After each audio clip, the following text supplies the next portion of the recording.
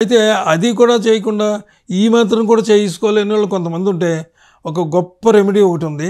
దెబ్బతినేసాం, అయిపోయింది, ఏమీ లేదు మన దగ్గర, చేయటానికి ఆ డోర్ పెట్టడానికి కూడా డబ్బులు లేవు, అలాంటి పరిస్థితుల్లో ఉన్నాం మేము, మమ్మల్ని ఏం చేయమంటారు అని ఒకళ్ళు అడిగితే వాళ్ళు ఏం చేయాలంటే ఈ ఈ దోషం పోవాలంటే ఒక నల్ల కుక్కని పెంచుకోవాలి.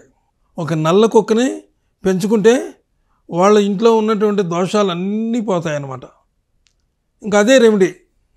ఇంకా వాళ్ళు ఏం చేయలేరు.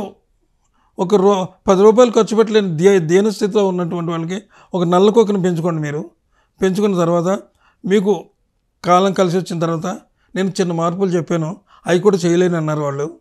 ఇంకా మార్పుల గురించి మనం ఇప్పుడు వాళ్ళు చేయలేని మార్పుల గురించి మనం చెప్పుకోవడం ఎందుకు, అందుకని ఆ మార్పులు చెప్పట్లేదు.